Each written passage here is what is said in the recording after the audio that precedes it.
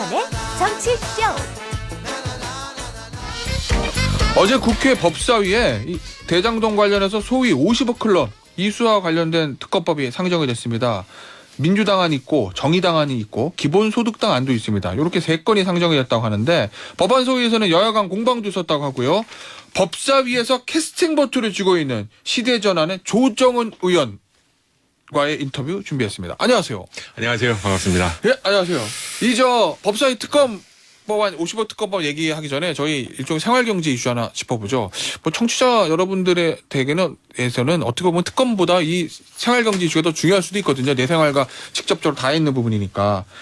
월 100만 원 외국인 가사 도우미 법안. 오늘 아침 조간신문 보니까 외국에서 조사해봤더니 그 정도면 한국 가서 가사 도우미 하겠다라는 저 외국인들도 많다고 하던데 이 법의 내용이 뭡니까 지금? 예, 이 법안의 내용은 네. 외국인 그러니까 가사 도우미 시장을 네. 외국인들에게 전면 개방하자라는 취지입니다. 네. 지금으로서는 가사 도우미를 할 수 있는 사람들은 내국인 당연히 네. 그리고 조선족으로 상징되는 동포분밖에 없습니다. 중국 동포. 예. 네. 그러다 보니까 한 달 가사 도우미 소 이모님 네. 쓰려면 평균 한 200만 원 후반대, 많으면 350만 원까지. 최저임금은 적용되죠. 최저임금 네.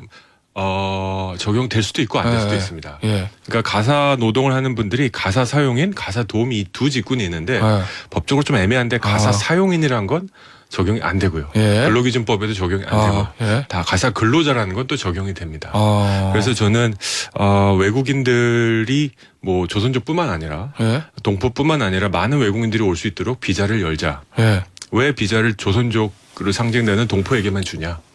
그리고 임금도 예. 세계 전 세계 가사 도우미 시장에 예. 준하는 수준까지 우리가 현실화 시켜보자. 예. 좀 그러면 쉽게 말하면 낮추자. 낮추자. 예. 네. 그리고 우리나라 이미 현행법도 가사 사용인이라는 직군은 근로기준법 최저임금에서 제외되니까 예. 외국인 오시는 분들도 마찬가지로 제외하자.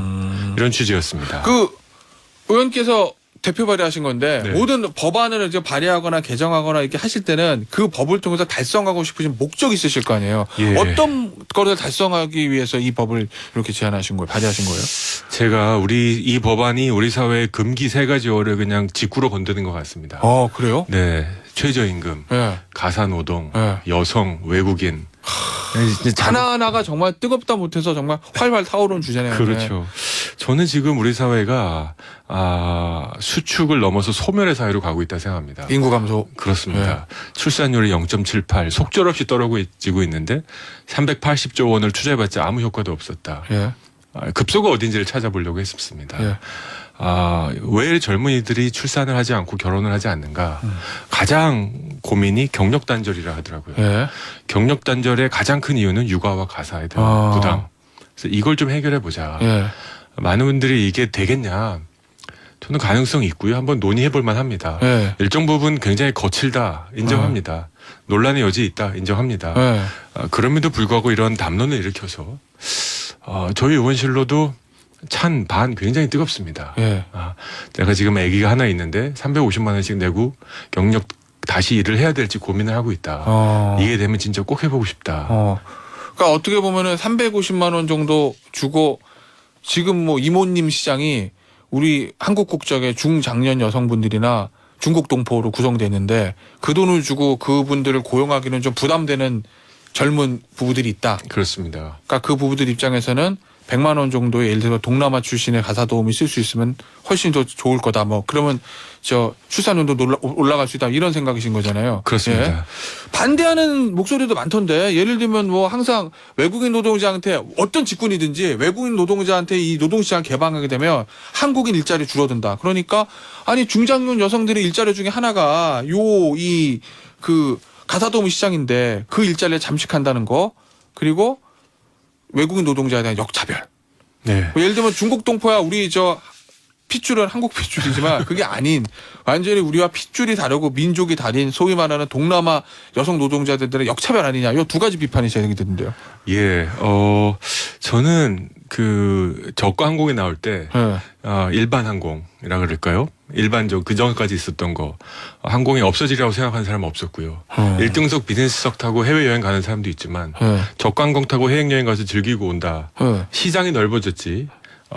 시장이 교체된 거 아니라고 생각합니다. 우리 내국인들 중년 여성분들인 여러 가지 이유로 외국인들보다 훨씬 더 프리미엄이 있는 서비스를 제공할 거라고 생각합니다. 아무래도 그렇죠. 정서적으로, 정서적으로나 문화적으로, 언어적으로 다 다르지 않습니까? 그분들은 프리미엄 시장에서 고임금을 받으면서 제공할 것이고요. 하지만 이분들을 고용할 수 있는 분은 아주 소수니까 우리 현실상 한 350만 원 주고 가사도우미 고용한다는 게 말처럼 말이 쉽지 뭐 현실적으로 아주 쉬운 건 아니니까. 네, 거기다 실은 더 들죠. 이것저것 더하면. 그래서 지금 아주 극소수만 누리고 있는 이 가사도우미 시장을 좀 개방하자. 이런 취지였습니다.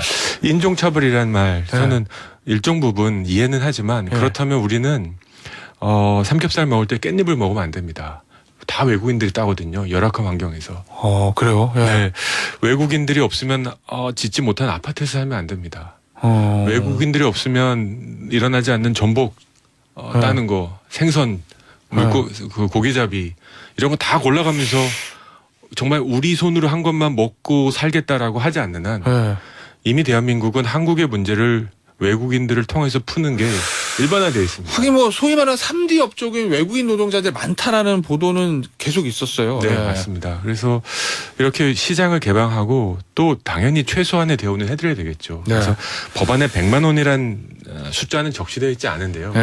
상징적으로 싱가포르의 경우는 35만 원에서 70만 원이 한 달 급여고 이 정도 수준의 급여이기 때문에 저희가 알아본 바로는 70만 원 받고 싱가포르 가실래요? 100만 원 받고 한국 오실래요? 한국 오실 분들 훨씬 많다 생각합니다. 그래요? 네. 어떻게 보세요? 이거 통과될 거로 보시나요? 치열한 논쟁이 있을 것 같긴 한데. 예, 치열한 논쟁이 있을 것 같습니다. 그리고 많은 분들이 이러세요. 이게 논쟁이 될 건데 어떻게 이렇게 했냐. 저는 고만고만한 제도 갖고 출산율 도움 안 된다고 생각하고 청년분들이 가만히 듣고 있다가 이거 어떻게 될 것 같아서 그랬더니 기명 투표요? 무기명 투표요? 그러더라고요. 그렇게 부르셨어요? 네. 무기명 투표하면 저 지지할래요. 기명 투표하면 좀 욕먹을 것 같아요. 그런 측면이 있겠네요. 근데 그렇죠. 이제 기명 투표잖아요. 그럼 법안이니까. 법안은 그렇지만 국민들의 투표. 마음이 그렇다는 걸 좀 알고 있으면 좋겠다 싶습니다. 알겠습니다. 저는 이 논쟁을 되게 흥미진진하게 지켜보는 게 저희가 대부분 방송에서 다루는 이슈들이 일종의 정치 쟁점화되는 부분이잖아요. 잠시 후에 말씀드린 50억 특검법, 김건희 여사 특검법도 그렇고. 그런데 이거는 정치적인 쟁점과 상관없이 어떻게 보면 국민들 생활에 와닿는 이슈여가지고 이게 어떻게 처리가 될지 저는 오늘 아주 맘카페에서 흥미진진하게 난리가 났다고 합니다. 긍정적인 거로요? 부정적인 거로요? 논쟁으로 좋다. 그래도 그렇겠다. 너무한 거 아니냐. 그러니까 제가 법안을 여러 개 발의했는데요. 이런 맘카페 분들이 딱 직접적 대상이잖아요. 그럼요. 그래서 저는 정치의 본질이 이렇게 새로운 의자를 던지고 여론을 수렴해 가고 부정적이면 안 할 수도 있지만 그렇죠. 해보면 저는 정책 실험을 한 1년에서 한 3년만 해보자. 이거 어떤 언론사에서 어제 인터뷰를 해가는데 10자로 요약해달라고 그러더라고요. 이 정책을. 해보시면 너무 좋습니다. 제가 이렇게 얘기했습니다. 알겠습니다. 이 결과가 어떻게 될지 저희도 좀 지켜보도록 하겠고 특검 얘기 좀 해보죠. 어제 박영수 전 특검을 검찰에 압수수색했는데 기존에 저희가 알고 있던 50억 클럽 여기서 더 나가서 200억 플러스 알파까지 얘기까지 나온 거거든요. 사실 어마어마한 액수죠. 그런데 검찰의 압수수색 시점을 보고 좀 뒷말은 나오는 것 같아요. 진작하지 왜 특검법안이 법사위 논의되기 바로 직전에 하지? 요 의문들 이건 어떻게 보시나요? 그렇죠. 저도 참 재밌다 싶었고요. 그 우연의 일치인가 아니면 저 압박을 받았나. 근데 이제 법사위에서 한동훈 장관의 설명을 들어보니 이 구속영장 법원이 발급하는 거지 않습니까? 압수수색 영장. 압수수색 영장 죄송합니다. 그제밤이죠. 그 어제 현안질이 하기 전 밤 늦게 발급됐다. 현안질이 전 밤늦게 나왔다. 이게 우리가 이 조정한 걸 어떻게 법원의 그 영장 발부 시간을 우리가 조정하냐. 근데 법안 영장이 발부되면 바로 압수수색을 해야지 안 그러면 여러 가지 이유로 증거인멸의 위험이 있다. 우리라고 이거 하고 싶었겠냐. 이런 얘기도 하시더라고요. 뭐 검찰발 저 뉴스 보니까 한번 압수수색 영장 청구했다가 법원에서 한번 기각된 적은 있다라고 보도는 돼 있더라고요. 예. 예. 저는 법원도 이 50억 클럽 공범으로 몰리는 분 중에 대법관이 있지 않습니까? 권순일. 예. 그래서 이게 혹시라도 법원으로 튀지 않을까 굉장히 조심한다는 느낌이 듭니다. 알겠습니다. 네. 자, 그러면 어제 이제 법사위에서 이 50억 클럽에 관한 특검법이 상정이 됐는데 이게 안이 세 가지잖아요. 민주당안, 정의당안, 기본소득당안 이렇게 세 건이라는데 이게 어떻게 달라요? 예, 이걸 좀 제가 설명드리기 전에 저는 이거를 고민하면서 어제도 질의를 하면서 여러 의원들의 질문, 한동훈 장관의 답변을 들으면서 이런 생각을 했습니다. 만약 민주당 특히 발의한 법안이 통과되면 민주당 아니요? 네, 지금 50억 특검 공범으로 알려져 있는 여러 사람들, 곽상도, 뭐 박명수, 권순일 등등 이불 속에서 지금 미소 표정 관리하느라고 지금 정신없을 거다. 민주당 아니요? 네, 이거 통과됐으면 너무 좋겠다. 또 게다가 이재명 대표도 지금 어려운 상황인데 날개를 다는 꼴이 될 거다. 이런 생각을 합니다. 첫째, 민주당 안을 보면 특검을 추천하는 당사자가 민주당입니다. 뭐 그렇게 돼 있다고 보도를 봤어요. 대통령이 속하지 않은 교섭단체. 민주당이요? 그러니까 더불어민주당이라고 쓸 만큼의 염치는 있었기 때문에 대통령이 속하지 않은 교섭단체 이퀄 민주당이니까 우리가 하겠다는 건데 뭐 완전히 이해관계 충돌이죠. 그래서 정의당과 기본소득당은 비교섭단체에게 양보해라. 정의당하고 기본소득당에 또 시대전환에게도 추천권 달라 이런 얘기죠. 예, 그렇습니다. 근데 실은 특검도 완전하지 않습니다. 박명수 어제 압수수색한 분도 특검이었습니다. 특검도 부패할 수 있다. 두 번째 이제 수사 대상인데요. 이게 굉장히 논쟁이 많습니다. 민주당 안은 50억 클럽으로 시작하지만 수사하는 과정에서 여러 개가 나오면 다른 비리들이 드러나면 다른 수사도 다 할 수 있다. 쉽게 얘기해서 대장동 수사를 다 할 수 있다가 됐습니다.